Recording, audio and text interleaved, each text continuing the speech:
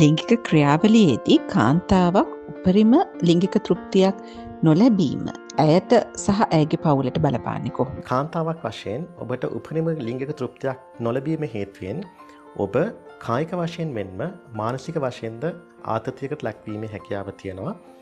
එම නිසාම යම්කිසි ආකාරයකදී අන්‍යම් සම්මත ඇතිවීමටත් සහකරු හෝ සහකාරිය වෙනත් අයථා සම්මතා පැවැත්වීමට හේතු කොටගෙනත් ඒ අතර අඹුසැමයන් වශයෙන් දෙදෙනා අතර ඇතිවන දඹර මවගේ සහ පියාගේ හැසිරීම් රටාව දරුවන්ට බලපාන ආකාරය නිසාත් දරුවන්ගේ පෞරුෂත්වය සහ ඔවුන්ගේ මානසික ආතතියකට ලක්වීමත් මෙම ක්‍රියාවලිය හරහා සිදුවීමක් පෙන්නුම් කරනවා. කිංස් නිරතුරු විශ්වාසයෙන් ඔබ ළඟ රැඳෙන්නම්.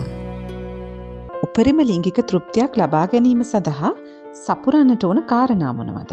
වෛද්‍ය විද්‍යාත්මක කරුණු අනුව ඔබ උපරිම ලිංගික තෘප්තියක් ලැබීම සඳහා කාරණා 4ක් සම්පූර්ණ කළ යුතුයි. පළවෙනි කාරණාව වශයෙන් අපි ගත්තොත් අපි කියන ඩිසයර් එකක්. එහෙම නැත්නම් ඔබට ලිංගික තෘප්තියක් ලැබීමේ ආසාවක් තිබිය යුතුයි. දෙවෙනි කාරණාව එරෝසල්. එරෝසල් එක කියන්නේ ලිංගික උද්දීපනයක්. ලිංගික ක්‍රියාවලියකට පෙර ඔබට ලිංගික උද්දීපනයක් ලැබිය යුතුයි. තුන්වෙනි කාරණාව වෙන්නේ ඕගසම්. එහෙම නැත්නම් අපි කියනවා උපරිම ලිංගික තෘප්තිය, සුරාන්තය සහ සුරාන්තය ලැබීම හෝ නැලැබීම. හතරවෙනි කාරණාව තමයි මෙම සම්පූර්ණ ක්‍රියාවලිය තුළ ඔබ කිසිදු ආකාරයක වේදනාවක් හෝ වේදනාවකට තුඩු දෙන ආකාරයේ යම්කිසි ක්‍රියාවලියක් නොලැබීම. ඒතර මෙම කාරණා හතරම ඔබට උපරිම ලිංගික තෘප්තියක් ලැබීම සඳහා වැදගත් වෙනවා. ලිංගික තෘප්තියක් නොමැතිවීම සඳහා බලපාන රෝග මොනවද? ඇයි සමහර කාන්තාවන්ට ලිංගික ආශාවක් නැති වෙන්නේ? පළවෙනි විෂය වන්නේ desire disorder. එහෙම නැත්නම් ඔබට ලිංගික ආසාවක් නොමැතිවීම සඳහා බලපාන රෝගමය තත්ත්වයන්. අපි එම රෝගී තත්ත්වය හඳුන්වනවා hyposexual desire disorder. එහෙම නැත්නම් HSDD කියන රෝගී තත්ත්වයක් වශයෙන් තමයි අපි හඳුන්වන්නේ. මෙම රෝගයේ මූලිකම ලක්ෂණ 4ක් පෙන්වන්න කරනවා. එහිදී ඔබට ලිංගික ආසාවක් නැති වෙන්න පුළුවන්. එහෙමසෙත් නැත්නම් යම්කිසි ආකාරයෙන් ක්‍රියාවලියකට ඔබව අවතීර්ණ වීමක්. සමහරවිට ඔබට අවතීර්ණ වීමේ අවශ්‍යතාවය තිබ්බත් යම්කිසි ප්‍රමාණයක අවශ්‍යතාවයක් තිබ්බත් ඒ සම්පූර්ණ කර ගැනීමට නොහැකි වීමත් ලිංගික ක්‍රියාවලිය තුළ ඔබට සතුටක් එහෙම නැත්නම් ඒ උපරිම තෘප්තියක් නොලැබීමත් මෙම රෝගී ලක්ෂණ මාස 6ක් සෝ ඊට වඩා වැඩි කාලයක් පැවතීමත් මෙම රෝගයේ හේතුවෙන් ඔබ මානසික ව්‍යාකූල තත්ත්වයකට පත්වීමත් එසේම ඒ හේතුව නිසාම ඔබ සමාජීය වශයෙන් උදාහරණයක් විදිහට සමාජීය වශයෙන් පවුල වශයෙන් හෝ එහෙම නැත්නම් රැකියාව කරන ස්ථානයේ සිදුවන සමාජීය වෙනස් වීමුත් මේ සියලු දේ මෙම රෝගයට අදාළ වෙනවා. මෙම රෝගයක් වශයෙන් ඩයග්නෝස් කරන්න එහෙම නැත්නම් හඳුනා ගැනීම සඳහා මාස 6කට වඩා වැඩි කාලයක් ඔබට මෙම රෝග ලක්ෂණ තිබිය යුතුයි. ලිංගික උද්දීපනයක් නැති වෙන්නේ ඇයි? අපි කතා කරනවා එරෝසල්. එහෙම නැත්නම් ලිංගික උද්දීපනයක් නැතිවීම කියන එක. මෙම ලිංගික උද්දීපනයක් නැතිවීම සඳහා කාරණා දෙකක් බලපානවා. එකක් තමයි congenital arousal disorder කියන එක. එහෙම නැත්නම් සමහරවිට අපිට උපතින්ම එවැනි උද්දීපනයක් නොලැබෙන්න පුළුවන්කම තියෙනවා. දෙවෙනි එක තමයි ඔබට වෙනත් කායික හෝ මානසික රෝගී තත්ත්වයක් හින්දා ලිංගික උද්දීපනයක් නොමැති වෙන්න පුළුවන්. තුන්වෙනි අවස්ථාව අපි කියනවා ඕගසම් කියලා. එහෙම නැත්නම් ගොඩක් වෙලාවට අපි සුරාන්තය කියලා කියනවා. සුරාන්තයක් කියන එක සමහරවිට කාන්තාවන් හරි විදිහට හඳුනා ගන්න නැති අවස්ථාවක් වෙන්නත් පුළුවන්. ඔබට නොලැබී ගිය අත්දැකීමක් වීමකට හැකියාව තියෙනවා. ඒතර සුරාන්තය සම්බන්ධයෙන් අරගත්තාම සුරාන්තයේදී අපි කතා කරන රෝග ලක්ෂණ 4ක් පෙන්වන්න කරනවා. පළවෙනි රෝග ලක්ෂණය තමයි ෆ්‍රීකවන්සි කියන එක. ෆ්‍රීකවන්සි කියන එකේ තේරුම ඔබට සමහරලාට ලිංගික එක්වීමකදී සුරාන්තය එක්පාරක් පමණක් එසේත් නැත්නම් දෙපාරක් පමණක් ලැබෙන්න පුළුවන්. ඒ වුණාට ඇතැම් කාන්තාවන්ට සමහර එක 4-5 පාරක් වගේ අවස්ථාවකදී සුරාන්තයට පත්වීමේ හැකියාවක් තියෙනවා. දෙවෙනි එක අපි කියනවා ඉන්ටෙන්සිටි කියලා. ඉන්ටෙන්සිටි කියන්නේ ඔබ සුරාන්තයට පත් වුණත් ඒ සම්බන්ධයෙන් ඔබට ලොකු ආවේගයක් හෝ හැඟීමක් නැමැති වෙන්න පුළුවන්. තුන්වෙනි කාරණා විදිහට සලකන්න පුළුවන් ඩියුරේෂන් කියන එක. ඩියුරේෂන් එකේදී අපි කියන්නේ ඇතැම් අවස්ථාවලදී සමහරලාට ඔබ සුරාන්තයට පත්වීම සඳහා සෑහෙන කාලයක් ගත කරන්න පුළුවන්. ඒ කියන්නේ වැඩි කාලයක් ගත වීම නිසා සමහරලාට ඔබගේ සහකරු විඩාවට පත්වීමක් වැනි එවැනි දේවල් නිසා ප්‍රශ්න ඇතිවීමේ හැකියාව තියෙනවා.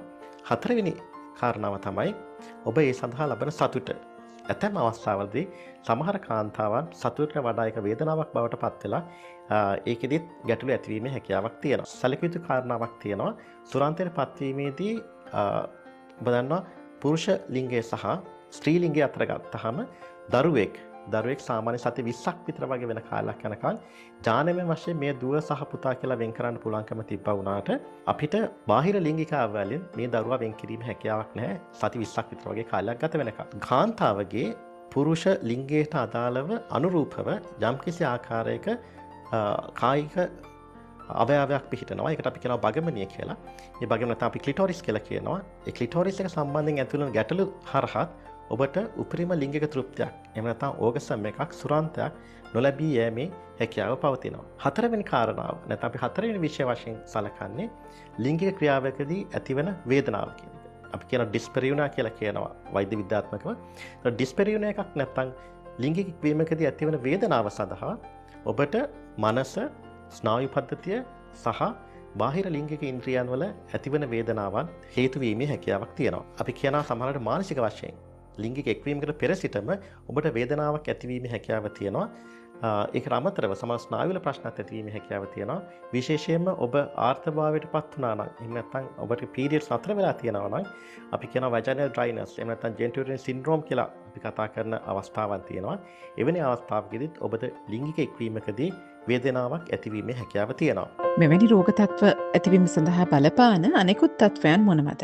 තයිරොයිඩ් ග්‍රන්ථියේ ප්‍රශ්න වලින් පෙළෙනවා නම් විශේෂයෙන්ම තයිරොක්සින් ඌනතාවකින් ඔබ පෙළෙනවා නම් එසේත් නැත්නම් ඔබ විටමින් D ඌනතාවකින් පෙළෙනවා නම් ඒ හේතුව නිසාත් ඔබට මෙවැනි රෝග ලක්ෂණ ඇතිවීමේ හැකියාව තියෙනවා. ඇතැම් අවස්ථාවලදී අපි ඔබ වෙත ලබා දෙන සමහර ඖෂධ නිසා මෙවැනි කායික මානසික වෙනස් වීම් සිදුවීමේ හැකියාව තියෙනවා.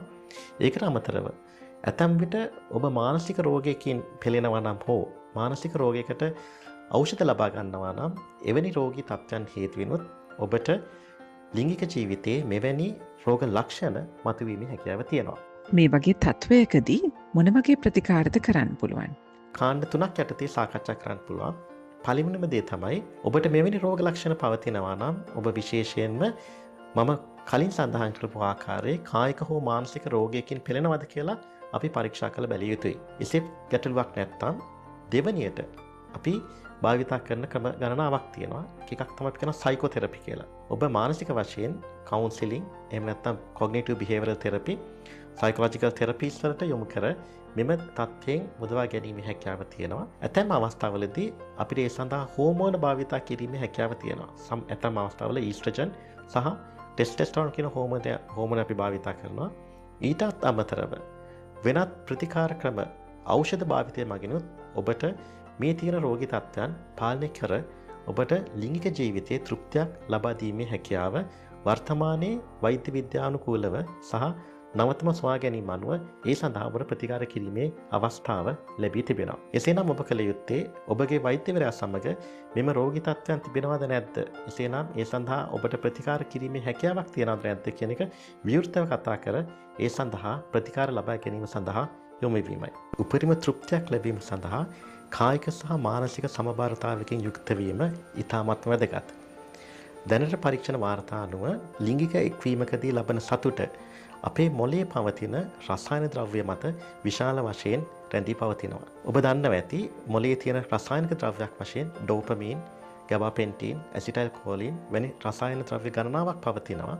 ඒ වගේම තමයි ලිංගික ජීවිතය සඳහා බලපාන වැදගත් කාරණා රැසක් සඳහා මොළයේ පවතින ඩෝපමීන් කියන රසායන ද්‍රව්‍ය වැදගත් වෙනවා. ලිංගික ජීවිතයේ තෘප්තිමත් භාවය සඳහා බලපාන ගැටලු සහ රෝගී තත්ත්වයන් ගණනාවකට මෙම මොළයේ පවතින ඩෝපමීන් කියන රසායන ද්‍රව්‍යයේ අඩුවීමක් පෙන්눔 කරනවා. MRI පරීක්ෂණ සහ වෙනත් පරීක්ෂණ මගින් දැනටත් සනාථ කරලා තිබෙනවා. ඇතැම් කායික රෝග සහ ඖෂධ මගිනුත් ඔබගේ ශරීරයේ සහ විශේෂයෙන්ම මොළයේ රසායන ද්‍රව්‍යවල වෙනස්කම් සිදු කිරීමේ හැකියාව තියෙනවා. එම රෝගී ලක්ෂණ සහ එම රෝගයන් ඒ වගේම එම ඖෂධත් ඔබගේ ලිංගික ජීවිතය සඳහා ඍජුවම බලපෑම් ඇති කිරීමේ හැකියාවකුත් තියෙනවා. කිංස් නිරතුරු විශ්වාසයෙන් ඔබ ළඟ රැඳෙන්නම්.